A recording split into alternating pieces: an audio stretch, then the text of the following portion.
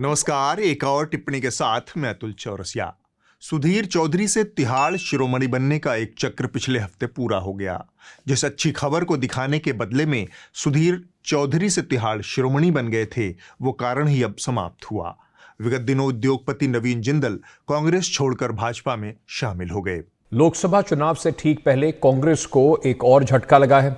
मशहूर उद्योगपति और पूर्व कांग्रेस सांसद नवीन जिंदल ने कांग्रेस से इस्तीफा देकर भारतीय जनता पार्टी को में शामिल हो गए हैं। अब शिरोमणि बिना पैसे लिए भी नवीन जिंदल की खबरें दिखा सकते हैं, या कहें कि अब तो बिना पैसे लिए ही दिखाना होगा। दरअसल ये कहानी बहुत लंबी है।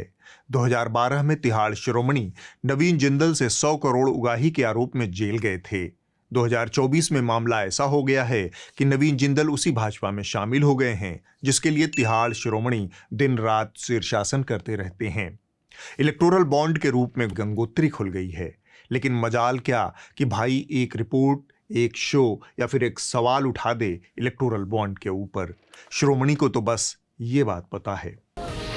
वॉर रुकवा दी पापा। इलेक्टोरल बॉन्ड को दरबारी हुड़क-चुल्लुओं की निगाह से समझना हो तो इस एक उदाहरण से समझिए। इसमें एंकरा रूबिका लियाकत दो बातें कह रही हैं। पहली बात ये, तो मेरे प्राइम मिनिस्टर के बारे में, प्राइम मिनिस्टर को आप बचा नहीं पाएंगे। प्राइम मिनिस्टर के बारे में, गृह मंत्री अमित शाह को बचा नहीं पाएंगे आप। वो आपके भी प्राइम मिनिस्टर हैं और वो मेरे भी प्राइम मिनिस्टर हैं। ठीक है, आप एक तो तहजीब के दायरे में रहकर बात कीजिए। और दूसरी ये, I will defend the Prime Minister of my India. Why will I not defend the Prime Minister of my India? He's a Of corrupt course. He's a corrupt man. अरे ऐसे करने से करप्ट नहीं हो He is जाएंगे ना। demolishing the Give me a democracy. proof.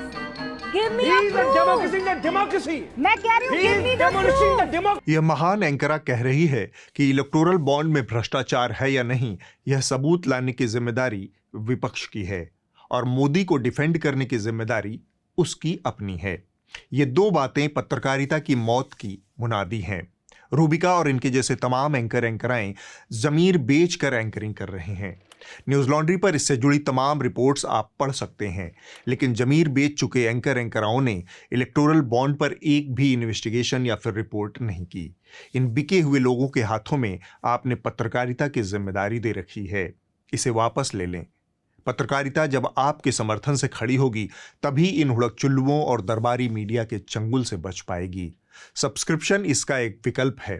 News laundry को subscribe करके आप हमारी पत्रकारिता को मदद कर सकते हैं, या फिर आप इस QR कोड को स्कैन करके भी हमारी आर्थिक मदद कर सकते हैं और गर्व से कह सकते हैं, मेरे खर्च पर आज़ाद हैं खबरें। प्रधानमंत्री की प्रवक्ता को यहीं छोड़ देते हैं। हम फिर से शिरोमणि के दरबारी चारणगान पर नजर डाल लेते हैं। इसी हफ्ते अंतर्राष्ट्रीय श्रम संगठन ILO ने भारत के रोजगार संबंधी हालात पर एक विस्तृत रिपोर्ट जारी की है। यह देश में रोजगार की बेहद चिंताजनक तस्वीर पेश करती है। भारत के कुल बेरोजगारों में 80% से ज्यादा युवा हैं। लेकिन अगर आपको गलती से भी तिहाड़ शिरोमणि का शो देखने की लत लग गई है तो आपको ये सब ज्ञान ठेला जाएगा। क्या हमारे देश के युवा इन क्षेत्रों में काम करके भविष्य के इलॉन मस्क, मार्क जकरबर्ग या मुकेश अंबानी या गौतम अडानी बनना चाहते हैं, या फिर वो सिर्फ सरकारी नौकरी ही करना चाहते हैं? आज आपको ये बात सोचनी चाहिए कि भारत के बहुत सारे युवा इलॉन मस्क, मार्क जकरबर्ग या मुकेश अंबानी बनने की बजाय सरकारी नौकरी के सपने क्यों देखते हैं? वो भारत सरकार में एक संयुक्त सचिव बनना चाहते हैं, लेकिन इलॉन मस्क नहीं बनना चाहते। बताइए, ऐसे तो लुर्र युवा हैं इस देश के। कटोरा में भर भर कर Elon Musk, Mukesh Ambani, Gautam Adani but रहा है, लेकिन ना, इन्हें चाहिए बस सरकारी नौकरी। हद है काम चोरी की। जब दाल जूते में बट रही है तब कुछ आंकड़े हम भी रख देते हैं। अमीरों की लिस्ट बनाने वाली एक संस्था के ताजे आंकड़े के मुताबिक फिलहाल दुनिया भर में 3289 अरबपति हैं, जिनमें जाहिरन मस्क, अंबानी, अडानी भी शामिल हैं। दुनिया की आबादी लगभग 8 अरब है। मैंने बहुत देर तक कोशिश की कि 8 अरब में इनका प्रतिशत कितना बैठता होगा, लेकिन कंप्यूटर ने भी यह गणना करने से इनकार कर दिया। इसी तरह दाल जूते में बट रही है। शिरोमणि की बात को ही एक मंत्री जी दूसरे तरीके से कह रहे हैं। उन्होंने युवाओं को स्टार्टअप के नाम पर जाने क्या क्या पकड़ा दिया है। पिछले 12 महीनों में 10 लाख सरकारी नौकरी मोदी सरकार ने दी है। सरकारी नौकरी। ई श्रम कार्ड की बात करूं तो 29 करोड़ ई श्रम कार्ड मिले हैं। और कुछ लोग जो एविएशन सेक्टर पे एरोनॉटिक्स इंजीनियर बन के आगे बढ़ना चाहते हैं तो मुझे लगता है जो एयरबस बोइंग अब अपने प्लांट्स यहाँ पे मैन्युफैक्चरिंग के लगा रहे हैं, हम डिफेंस मैन्युफैक्चरिंग में तेजस जैसे एयरक्राफ्ट से लेके हेलीकॉप्टर अपने बना रहे हैं, तो हमारे युवा आज बड़े शहरों से नहीं छोटे शहरों से ज़्यादा स्टार्टअप्स के माध्यम से एक अपना इकोसिस्टम वहाँ पे खड़ा करने वाले हैं, जो बहुत बड़ी ताकत हमारी बनने वाली है। चूंकि मंत्री जी भी इसमें कूद गए हैं तो थोड़ी सीरियस बात कर लेते हैं। अंतर्राष्ट्रीय श्रम संगठन की जो रिपोर्ट सामने आई है उसका एक पहलू बेहद डरावना है। यह चेतावनी है कि अगर हमारे नीति निर्धारकों ने समय रहते उपाय नहीं किए तो हालात खराब हो सकते हैं। यह रिपोर्ट कहती है कि देश के युवाओं के पास डिग्रियां तो हैं, लेकिन कामकाज के लिए जरूरी कौशल नहीं है। यानी जिस तरह की नौकरियां उपलब्ध हैं उसके मुताबिक हमारे मानव संसाधन में कौशल ही नहीं है। यह एक बड़ा बेमेल है।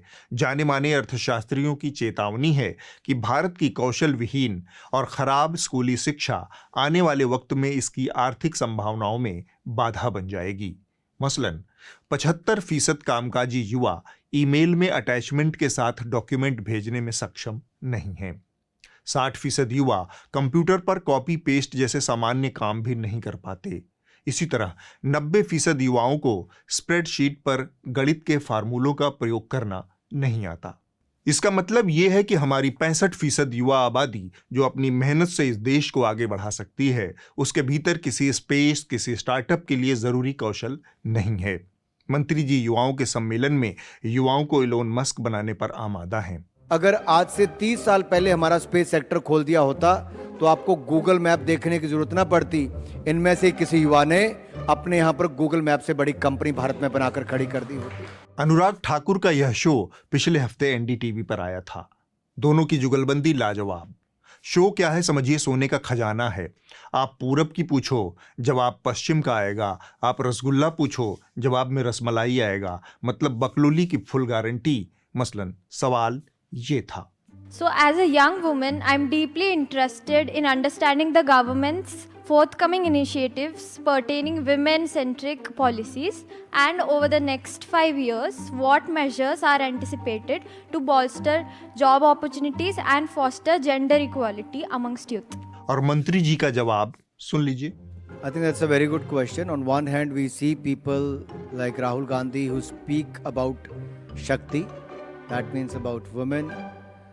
महिलाएं हों, बच्चे, बेटियां हों या बहनें हों, उनके खिलाफ वो कहते हैं मैं शक्ति के खिलाफ लड़ूंगा। आपको भी लगता है कि राहुल गांधी महिलाओं के बारे में बात कर रहे थे? खैर, अगला सवाल सुनिए।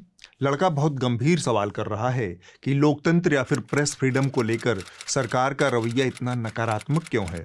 हम काफ़ी सालों से ease of doing business index पे बहुत गर्व ले रहे हैं, लेकिन दूसरी तरफ हम बोलते हैं कि press freedom index, democracy index, वो सब बायस्ड हैं। तो मुझे ये समझ नहीं आता कि एक यूएन के इंडेक्स को हम क्यों बोलते हैं सही है और दूसरों को क्यों बोलते हैं गलत है। और आपने इतने सारे ऑपोजिशन लीडर्स की बात की जो जेल में हैं, कृपया आप मुझे ये प्लीज़ बताइए कि उन सब में से ट्रायल कितने का हुआ है और जेल विदाउट ट्रायल कितने हैं। और जवाब में मंत्री जी की फिर से वही बकलोली। बहुत अच्छे सवाल, मैं धन्यवाद दूं कि आपने सवाल पूछे। और इन्हीं सवालों से प्रेस फ्रीडम इंडेक्स का पता चलता है कि आप देश के सूचना प्रसारण मंत्री को बेझिझक होकर नेशनल टीवी पर, जो आपका देश और दुनिया में देखा जाता है, बेझिझक होकर आप सवाल पूछ सकते हो। यही दिखाता है, ये आप शायद पाकिस्तान में ना पूछ पाएंगे या बाकी दुनिया के देशों में, सऊदी अरेबिया में ना पूछ पाए या अन्य देशों में ना पूछ पाए। लड़का नेताओं की कथनी करनी पर सवाल पूछ रहा है। My question in respect of Yuva voters are, they are teenager, they are mostly teenager, and by virtue of their teenage, they can be easily misled, and they do not carry much experience, and there is a possibility that they fall in trap of social media and digital media campaign and may vote for a party or a candidate which later on retracts from its own version. So will you be doing anything in this respect where the party or a candidate turns गद्दार, oppositely as per his version, कथनी और करनी में फर्क आ जाए, तो इसके लिए क्या कुछ इंट्रोड्यूस किया जाएगा? जवाब में मंत्री जी फिर से उसी बकलोली पर। हमको मिटा सके ये जमाने में दम नहीं, हमसे जमाना है खुद, जमाने से हम नहीं। वाह वाह वाह वाह। एक्चुअली सवाल आप कुछ भी कर लें, जवाब मंत्री जी सोच कर आए थे, जैसे हाई स्कूल का बच्चा गाय पर निबंध सोच कर आता है। I have a counter question to you. यानी हर सवाल का सवाल ही जवाब था। युवाओं के साथ एनडीटीवी और मंत्री जी की इस पूरी जुगलबंदी में तमाम दावे किए गए, तमाम बातें कही गईं। सबसे महत्वपूर्ण बात जो मेरी समझ में आई वो ये रही। My boss, Prime Minister Narendra Modi, is the best. He has worked day and night in the last 10 years, committed every single minute of his life towards the nation building and pro-poor policies and taking the country to the next level. Well, if you have a boss who have not taken a single holiday in last 23 years. ये आखिरी में क्या बोला मंत्री जी ने? Well, if you have a boss who have not taken a single holiday in last 23 years. Okay. Cameraman focus करो।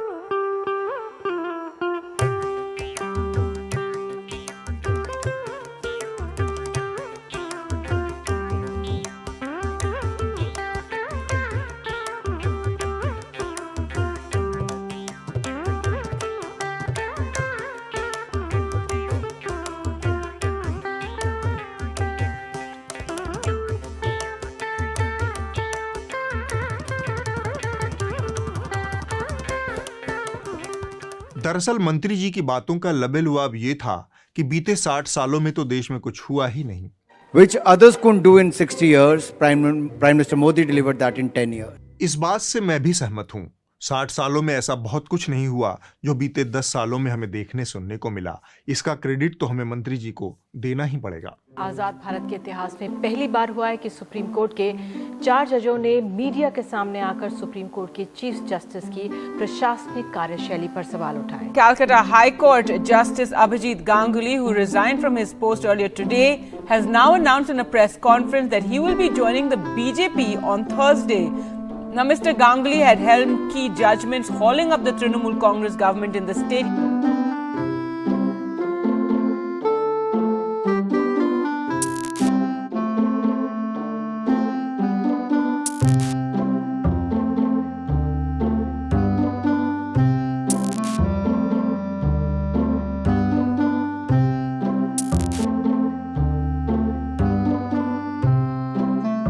जब इस तरह की फ्री स्टाइल हिटबाजी चल रही हो तब मीडिया और पत्रकारों को लतियाए जुतियाए बिना आयोजन कहां पूरा होगा।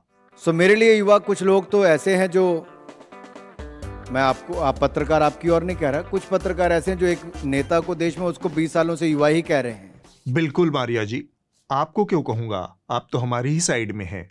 मैं तो उन लोगों की बात कर रहा हूं जो हमारी जेब में नहीं है।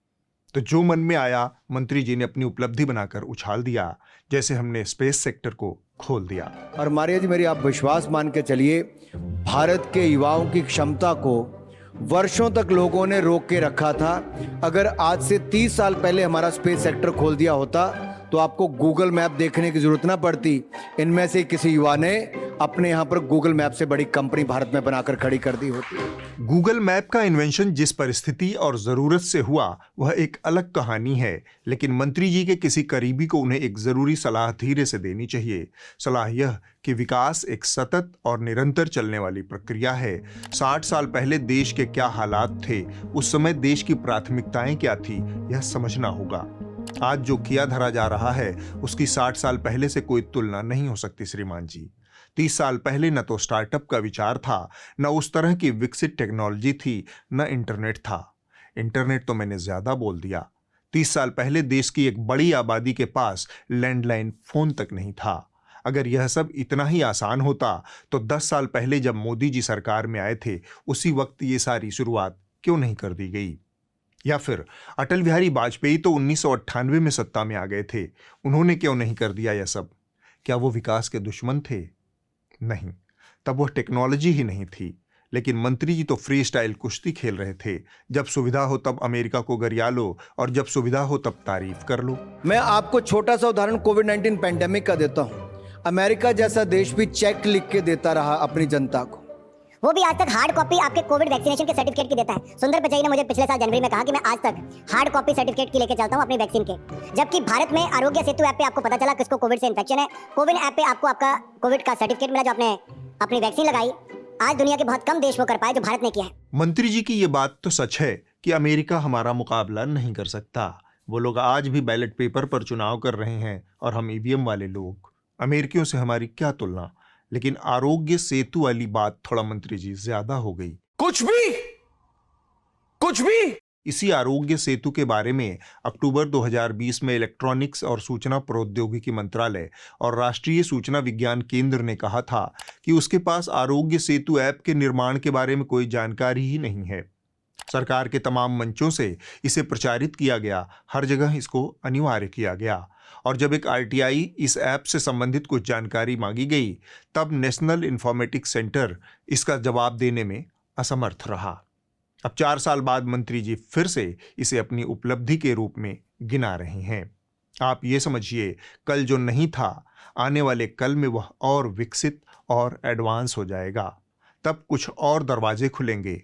चूंकि मंत्री जी ने माहौल सेट कर दिया था तो भ्रष्टाचार पर भी उसी तरह की राग पचीसी गाई गई। अगर कोई भाजपा का अधिकारी, कोई व्यापारी, कोई नेता, कोई भाजपा के साथ जुड़ा कोई भी व्यक्ति होगा, अगर वो हमारा चुना हुआ प्रतिनिधि भी है तो उसके खिलाफ कड़ी कार्रवाई होगी अगर उसने भ्रष्टाचार किया होगा। इस बात की गारंटी मैं आपको देता हूं। लेकिन अगर हमने किया ही ना हो तो हम किस बात क्या करेंगे?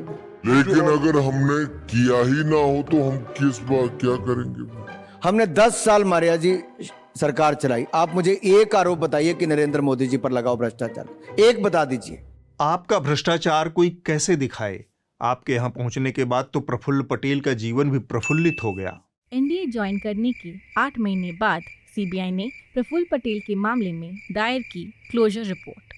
ऐसे आपको शायद समझ में नहीं आया होगा, आमने सामने रख कर देखिए, तब शायद बात दिल तक पहुंचे। अगर कोई भाजपा का अधिकारी, कोई व्यापारी, कोई नेता, कोई भाजपा के साथ जुड़ा कोई भी व्यक्ति होगा, अगर वो हमारा चुना हुआ प्रतिनिधि भी है तो उसके खिलाफ कड़ी कार्रवाई होगी अगर उसने भ्रष्टाचार किया होगा। इस बात की गारंटी मैं आपको देता हूं। As I said, party is open. We welcome everybody. Everybody. Even people who have 9 CBI cases against them. Party is welcoming everybody. Sitharaman जी से मुझे सहानुभूति है। अव्वल तो यह सामान्य सी बात है कि एक ही परिवार में 2 तरह के राजनीतिक विचार हो सकते हैं। इसमें कोई चमत्कार या फिर बुराई नहीं है।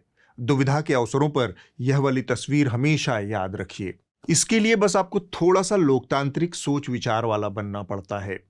बुढ़वा से लेकर बच्चे तक एक ही राजनीतिक विचार के हों, ऐसा सिर्फ एक ही परिवार देश में है, उसे संघ परिवार कहते हैं। तो निर्मला सीतारमन के पति के राजनीतिक विचारों के लिए उनको निशाना बनाना बंद कर दीजिए। एक तो वैसे ही ये लहसुन प्याज त्याग कर भी चुनाव लड़ने भर का पैसा नहीं जुटा पाई हैं। इससे अच्छे तो हमारे दोस्त यार हैं, गंभीर आर्थिक संकट में भी 200-400 रुपया उधार दे देते हैं। सीतारमन जी से सहानुभूति की एक वजह और भी है। महिला होना भी कई बार आपको आसान शिकार बना देता है, जैसे आप ये देखिए। What are the numbers out of 130 seats in south of India? How many will the BJP get this time?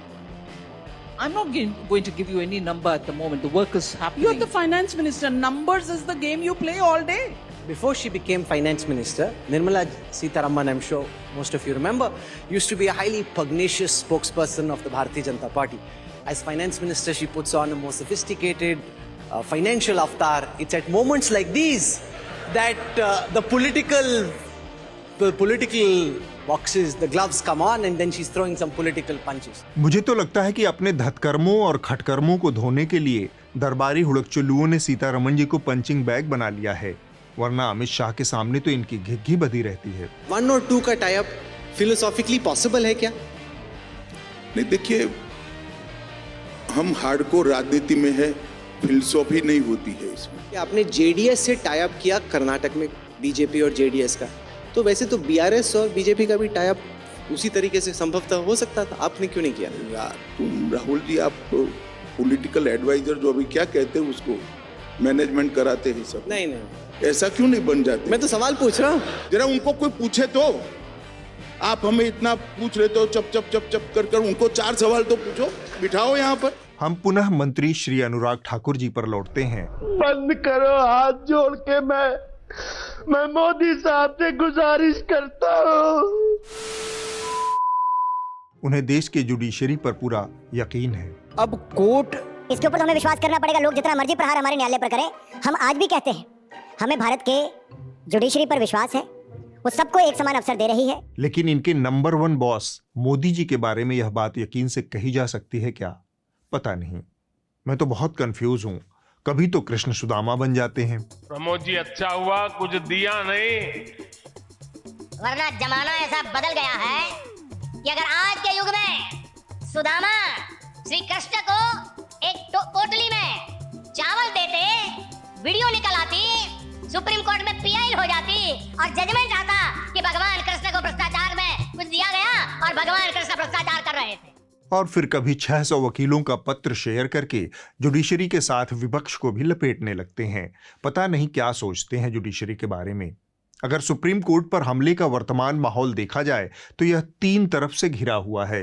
एक तो दक्षिणी टोले के लुहेड़ों का झुंड है जो 12 मासी सुप्रीम कोर्ट को गरियाता रहता है। चंचूर के भीतर वोकनेस का ऐसा कीड़ा है कि इन्होंने अब सेक्स के लिए सहमति की आयु कम करने के लिए संसद से अनुरोध तक किया है। कोई इनसे पूछे कि आपको जेंडर और सेक्स को लेकर इतनी उत्कंठा क्यों होती है? चंद्रचूड़ वही आदमी है जो कोई भी फॉर्म भरते वक्त सेक्स के कॉलम में दिन में 2 बार लिखता है। भारत को आईसीस की क्या जरूरत जब चंद्रचूड़ और जुबैर जैसे लोग यहाँ हैं। दूसरा हिस्सा वह है जो बहुत नुआंस तरीके से सुप्रीम कोर्ट पर हमला करता है, जैसे कि जजों की नियुक्ति प्रक्रिया, अदालतों में डाइवर्सिटी और प्रतिनिधित्व, जुडिशियल कमीशन आदि। इस समय सुप्रीम कोर्ट के 32 न्यायाधीशों में से 15 ब्राह्मण हैं, 1 ओबीसी है, जबकि क्षत्रिय समाज और अनुसूचित जनजातियों से कोई भी नहीं है। मुख्य न्यायमूर्ति चंद्रचूड़ ने अभी तक अपनी संपत्ति की जानकारी नहीं दी है, जो कि सुप्रीम कोर्ट के 1997 के निर्देशों की अवहेलना है। कोर्ट के स्पष्ट आदेश के बावजूद अभी तक ऐसा नहीं किया गया है।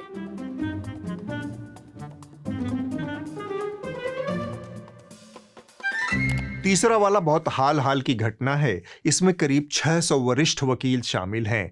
यह रंगा सियारों की तरह हमारे सामने आए हैं। ये करुण क्रंदन कर रहे हैं। हे माय लॉर्ड, कुछ लोग आपकी हैसियत की बत्ती बना रहे हैं। आप कुछ करते क्यों नहीं? हम आपकी धूमिल हो रही प्रतिष्ठा से बहुत आहत हैं। माननीय महोदय, हम वकीलों का एक समूह हैं और हम एक निहित स्वार्थ वाले समूह द्वारा न्यायपालिका पर दबाव बनाने, फैसलों को प्रभावित करने और अदालत को तुच्छ और घिसे पिटे राजनीतिक एजेंडे के आधार पर बदनाम करने की कोशिश पर अपनी गहनतम चिंता व्यक्त करना चाहते हैं। इन 600 वकीलों में हरीश साल्वे, मनन कुमार मिश्रा, आदिश अग्रवाला, पिंकी आनंद, हितेश जैन, स्वरूपमा चतुर्वेदी आदि के नाम प्रमुखता से शामिल हैं। ये लोग सुप्रीम कोर्ट पर दबाव बनाने, उसकी छवि गिराने को लेकर बहुत ज्यादा चिंतित हैं। इन तमाम चिंतितों में एक नाम ने खास तौर पर हमारा ध्यान खींचा, आदिश अग्रवाला। मोहतरम ऑल इंडिया बार एसोसिएशन के अध्यक्ष हैं, लेकिन यह इनकी पुख्ता पहचान नहीं है। इनकी पुख्ता पहचान इस बात से बनती है कि ये वही श्रीमान हैं जिन्होंने सुप्रीम कोर्ट की संविधान पीठ द्वारा दिए गए इलेक्टोरल बॉन्ड के फैसले को खारिज करने के लिए राष्ट्रपति को पत्र लिख मारा था। भारत के संविधान के अनुच्छेद 143 के तहत माननीय उच्चतम न्यायालय के चुनावी बॉन्ड पर दिए गए फैसले पर प्रेसिडेंशियल रेफरेंस हेतु निवेदन। अग्रवाला ने राष्ट्रहित में यह निर्णय लिया था। वैसे इन 600 चिंतितों में हरीश साल्वे हों, पिंकी आनंद हों या आदिश अग्रवाला हों, ये सभी लोग दक्षिणी टोले की तरफ से ही फील्डिंग बैटिंग करते रहते हैं। इस तरह यह चिंता इतिहास में दर्ज हुई। जुडिशरी के चक्कर में मैं मंत्री जी से एकदम ही भटक गया। क्या करूं, मैं मर जाऊं? पानी पी। मेरी कोई फीलिंग नहीं है। उन्होंने युवाओं को आगाह किया कि नेता भ्रमित कर सकते हैं, उनसे आप सतर्क रहें। दिल्ली के भी मुख्यमंत्री हैं और उनको भी युवा कहा जाता है, तो सवाल पे उठा रहे हैं कि जेल से सरकार चलेगी। देखिए, आज के युवा को एक बात तो समझनी पड़ेगी। बहुत कुछ ऐसा मीडिया, सोशल मीडिया में दिखता है, आपको उसकी जड़ तक, गहराई तक जाना चाहिए। जिस शख्स की ये बात करते हैं वो दुनिया को भ्रमित करने वाला, गुमराह करने वाला है, उससे बच के रहना।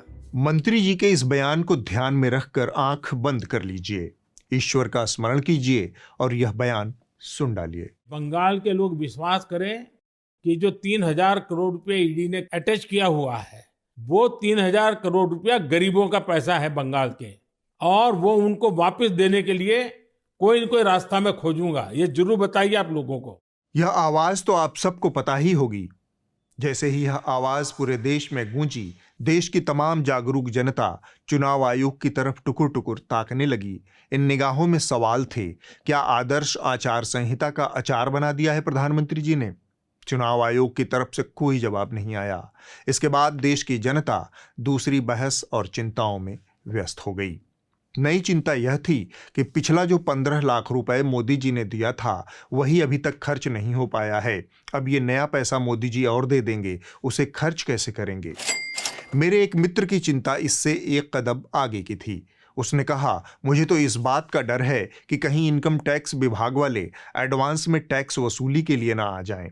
देश इसी तरह की फंडामेंटल बहसों में फंसा था कि तभी दिल्ली में इंडिया अलायंस ने अपनी साझा रैली रामलीला मैदान में आयोजित कर डाली।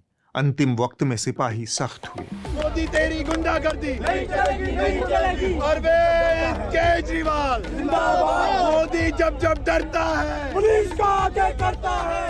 अरविंद केजरीवाल को तो गिरफ्तार कर लोगे, लेकिन उसकी सोच को कैसे गिरफ्तार करोगे? आपने हमारे बैंक अकाउंट बंद किए। बैंक अकाउंट बंद करने थे 6 महीने पहले करते, 1 साल पहले करते, 6 महीने बाद करते, कोई फर्क नहीं पड़ता। आप चाहते हो कि विपक्ष चुनाव ना लड़ पाए। चुनाव आयोग को चुनाव में हेराफेरी करने के उद्देश्य से विपक्षी राजनीतिक दलों के खिलाफ इनकम टैक्स, ईडी और सीबीआई द्वारा की जाने वाली बलपूर्वक कार्रवाई को रोकना चाहिए। क्या केजरीवाल जी को इस्तीफा देना चाहिए? क्या उन्हें इस्तीफा देना चाहिए? केजरीवाल जी को इन्होंने गिरफ्तार कर लिया। आपके केजरीवाल शेर है, शेर। जमाने के बाद कुछ चैनलों ने आंखों की शर्म का लिहाज करते हुए विपक्ष की रैली को लाइव प्रसारित किया, लेकिन दरबारी मीडिया की झोली कभी चमत्कारों से खाली नहीं रहती। इस बार इस कमी को पूरा किया नए नवेले दरबारी एनडीटीवी ने। जब इंडिया अलायंस की रामलीला मैदान में रैली चल रही थी, देश का समूचा विपक्ष एक मंच पर खड़ा था, तब एनडीटीवी का अंग्रेजी वाला चैनल रोम से पोप का भाषण दिखा रहा था। वहीं एनडीटीवी का हिंदी वाला चैनल मेरठ में मोदी जी की रैली की तैयारी, खाली सड़कें और राजस्थान में अमित शाह के दौरे की खबरें दिखा रहा था।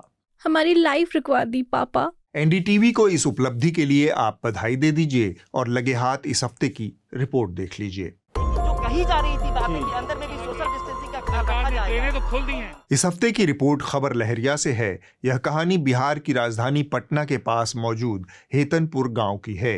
यहाँ गंगा नदी पर हर साल सरकार 4 महीने के लिए एक पीपे का पुल बनवाती है। बाकी 8 महीने इस गांव के लोगों के पास आवागमन के लिए कोई पुल नहीं होता। गांव वालों की इच्छा है कि इस जगह पर एक स्थायी पुल बन जाए तो उनकी जिंदगी आसान हो जाए। अभी मैं गंगा के इस पार खड़ी हूँ और ये पटना जिले के दानापुर ब्लॉक के जो आता है, दानापुर ब्लॉक से इधर पार में ये पीपा का पुल है। और पीपा पुल खत्म होते ही यहाँ पर दर्जनों गाँव जुड़े हुए हैं जो कि लोग इस पुल से आवागमन करते हैं। लेकिन जब तक ये पुल है तब तक, और ये हर साल पुल बनता है और बिगड़ता है। सरकार हर साल इस पुल को बनाती है और बिगाड़ती है। जब ये पुल खत्म हो जाता है तो लोगों का जो आवागमन होता है वह नाव के द्वारा होता है, जिससे उनकी शिक्षा और स्वास्थ्य पर गहरा असर पड़ता है। बहुत ही सा घटना होता है कि ले जाते रास्ते में बहुत आदमी मर जाता है। व्यवस्था नहीं है, अब गाड़ी की भी व्यवस्था नहीं है, उधर नाव है तो जाने में टाइम लग जाता है, तो रास्ते में खत्म हो जाता है आदमी स्थिति खराब होने पर। गांव के अंदर नाव चलती है। हाँ, पानी ऐसे भर जाता है तो सब बाहर से बैठ के जाता है लोग, इधर से भी सगदर पानी हो जाता है सभी यहाँ सब जगह पानी भर जाता है। अगले हफ्ते होगी एक और टिप्पणी। नमस्कार।